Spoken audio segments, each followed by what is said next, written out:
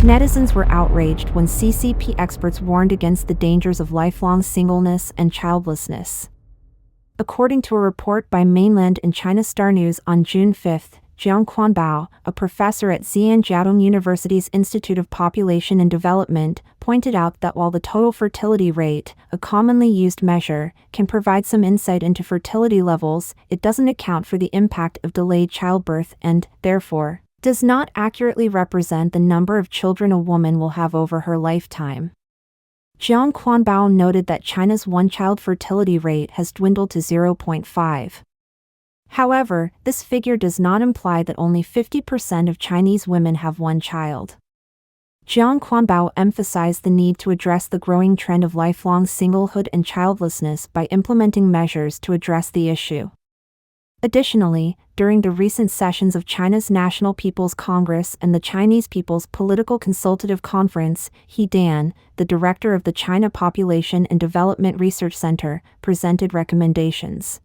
She pointed out that the declining first-child birth rate could potentially exacerbate the decline in second and third-child birth rates, further contributing to the overall decline in fertility rates.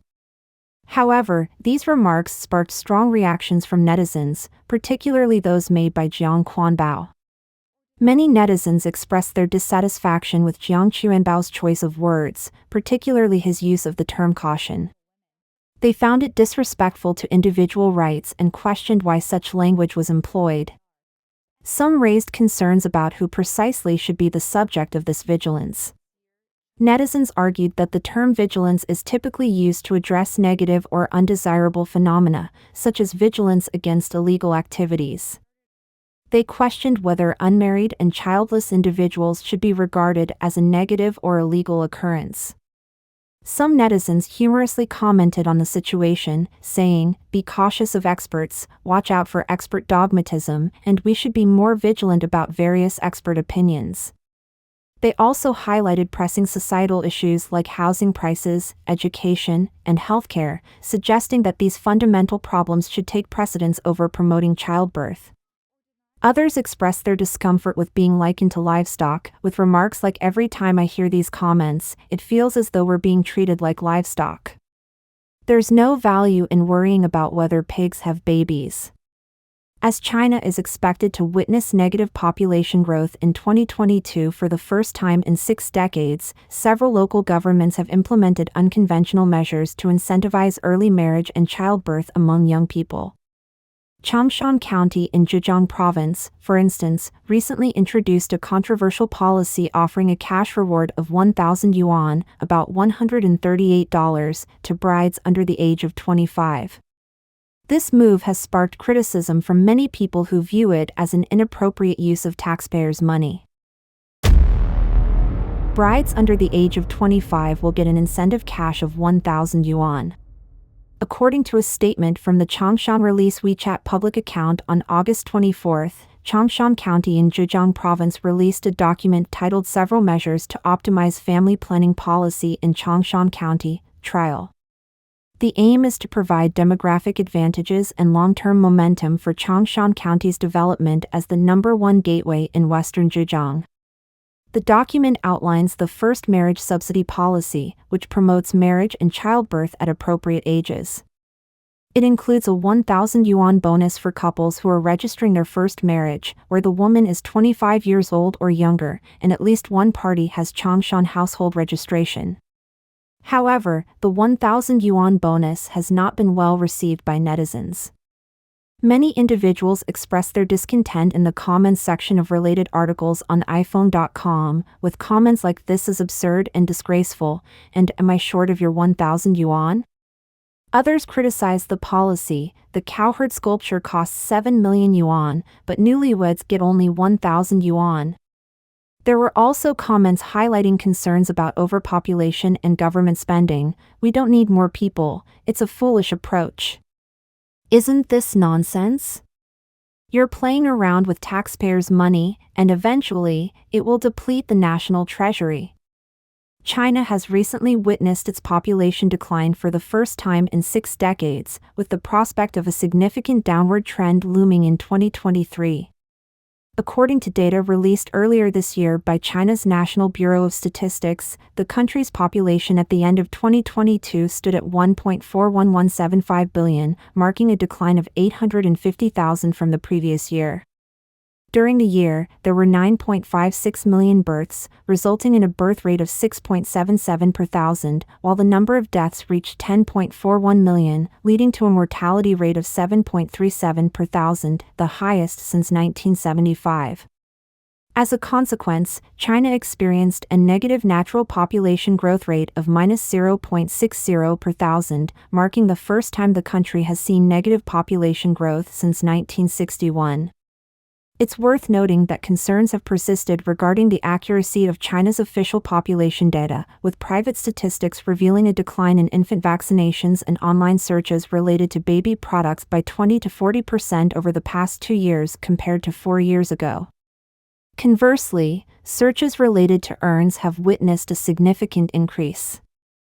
The issue of China's declining population has been surfacing for several years.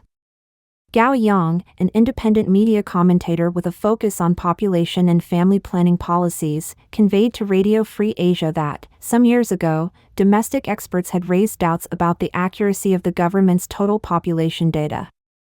Particularly during the last 3 years marked by the COVID-19 pandemic, there has been a notable increase in mortality rates in various regions. Consequently, official data may not accurately portray China's actual population. There are 240 million unmarried people in China aged 15 and older. August 22 marks China's Qixi Festival, often referred to as the traditional Chinese equivalent of Valentine's Day.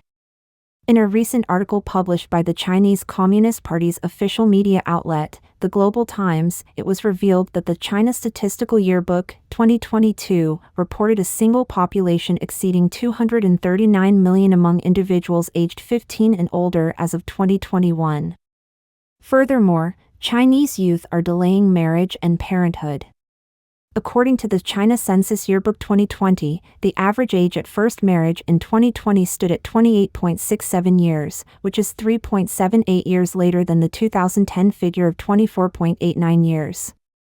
The China's Child Population Facts and Figures in 2020 report, compiled by the United Nations Children's Fund using data from the CCP's National Bureau of Statistics, highlights that in 2020, the population aged 15 to 19 numbered approximately 72.68 million, with youth aged 15 to 24 constituting approximately 10.5% of the total population, roughly 148 million individuals.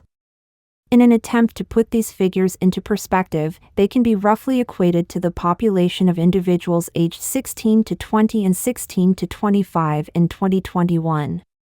If we were to consider all of the 72.68 million people falling in the 16 to 20 age group as single, we could estimate that China's unmarried population over the age of 20 in 2021 would be around 166 million. Similarly, if we assumed all 148 million individuals aged 16 to 25 were single, there would be approximately 91 million single people aged 25 and above in 2021. In light of this data, it's evident that these figures may only partially depict the extent of China's substantial single population, falling short of providing a complete picture of the true population dynamics.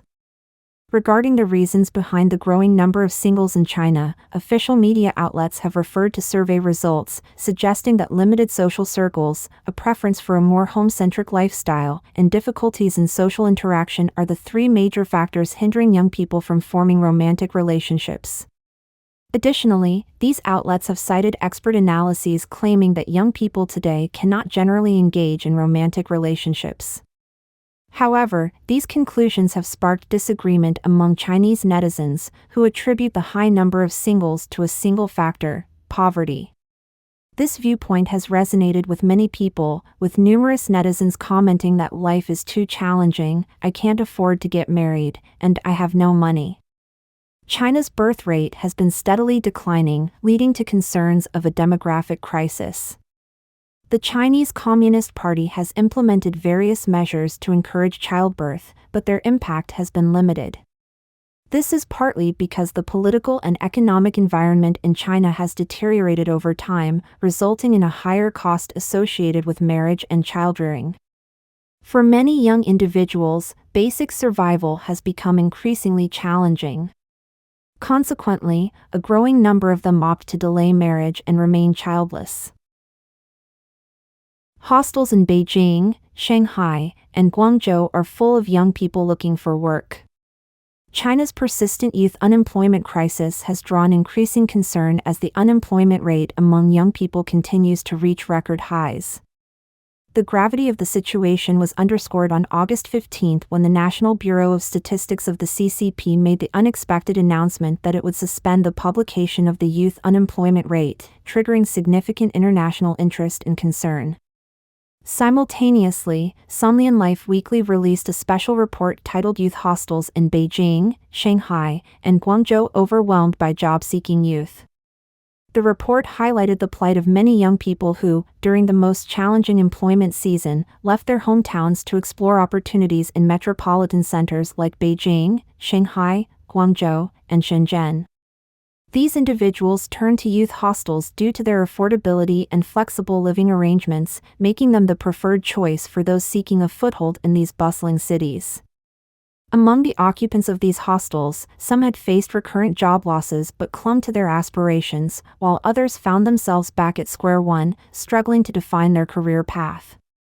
Huang Xin, a 28-year-old native of Fangcheng, Guangxi, holds a degree in automation from a prominent Southwestern university, classed as a 211 university. Following her graduation in 2018, she ventured into the corporate world, working for a company engaged in the internet and real estate. After departing from her previous job for undisclosed reasons, she co-founded a teaching and training institution with friends, which proved financially fruitful. However, the implementation of the double reduction policy led to her losing her employment last year. In search of new opportunities, Huang Xin relocated to the bustling metropolis of Guangzhou. To keep expenses in check, she rents a room in a centrally located youth hostel for 70 yuan per day, limiting herself to just 2 meals daily and ensuring her daily expenses stay within 100 yuan. Despite her savings, Huang Xin remains uncertain about her job prospects in Guangzhou and the duration of her stay. On the other hand, Zhang Wen, aged 24, hails from Nantong, Jiangsu Province. He graduated from a typical first-tier university in Nantong, majoring in economics and management, though he faced disappointment when he failed the postgraduate entrance examination. Zhang Wen held various positions in Guangzhou, including stints as an insurance and financial salesman. Currently unemployed for approximately 3 months, he resides in a youth hostel with a daily rent of 60 yuan, a financial burden that has become increasingly challenging to manage. In his quest to economize, Zhang Wen frequents the library to access free water and often resorts to a single meal a day. Occasionally, he undertakes a 3 to 4 kilometer walk from the youth hostel to a nearby food wholesale market to purchase biscuits or instant noodles, his means of satiating hunger while navigating the challenges of unemployment.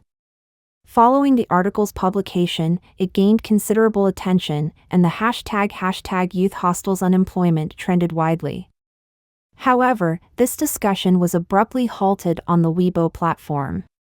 Nevertheless, Sunlian Life Weekly chose to maintain an open comment section on Weibo, leading to a flood of messages from concerned netizens.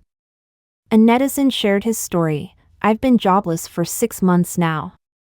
I used to work as a graphic designer, and while the salary was decent at $7,000, it only covered housing without any transportation allowance. I typically brought my meals. Lately, I've been contemplating starting a milk tea venture, but it's proven to be quite challenging." Reflecting on their unemployment situation, another person commented, "I've been without a job in Hangzhou for half a year. Recently, I've grown somewhat lax about submitting resumes. I'm thankful to have a roof over my head and access to food and drink.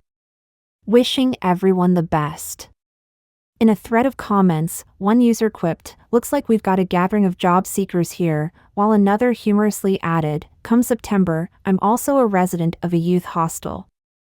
In a somewhat sardonic tone, a netizen noted, "This isn't an exaggeration. There might just be 100,000 resumes floating around the Guangzhou job market right now." Another commenter playfully countered, "You're mistaken. Our country continues to thrive, evolving into a moderately developed nation. GDP is on a steady rise, and the notion of unemployment and poverty is a thing of the past."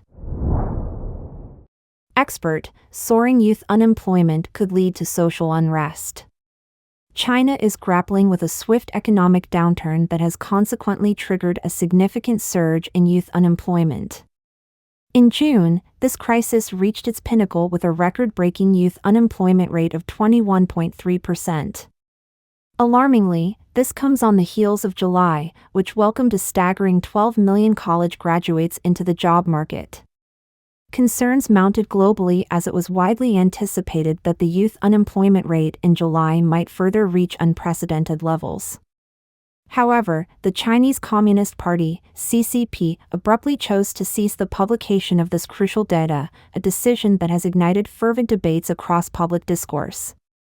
Professor Xie Tian, a professor at the Aiken School of Business at the University of South Carolina in the United States, said in News Talk that the youth unemployment rate is very sensitive because the number of youth unemployment will directly lead to two problems. One is that young people cannot integrate into society, and the other is that it will cause social unrest. He emphasized that the age bracket of 16 to 24 is especially susceptible to rebellious sentiment, underscoring that prior white paper and lying flame movements were essentially manifestations of social non-cooperation. The Chinese Communist Party's decision to withhold the youth unemployment data stems from its concerns about the potential repercussions of widespread youth unemployment on social stability. This apprehension has prompted the CCP to refrain not only from releasing data on the youth unemployment rate but also from disclosing other significant economic indicators. Earlier this year, an unprecedented move saw authorities suspend the release of consumer confidence data for the first time in over 3 decades. The economic landscape further reveals a series of downward trends: dwindling exports, stark declines in consumption figures, a hastened flight of foreign capital, and a steep drop in new investments. Reflecting the economic downturn, foreign investment in the second quarter of this year amounted to a mere $4.9 billion, marking the lowest quarterly record since 1998. Don't forget to comment in the section below to share your opinions on today's topic with us. Make sure to like and subscribe to see more interesting topics from China Truths.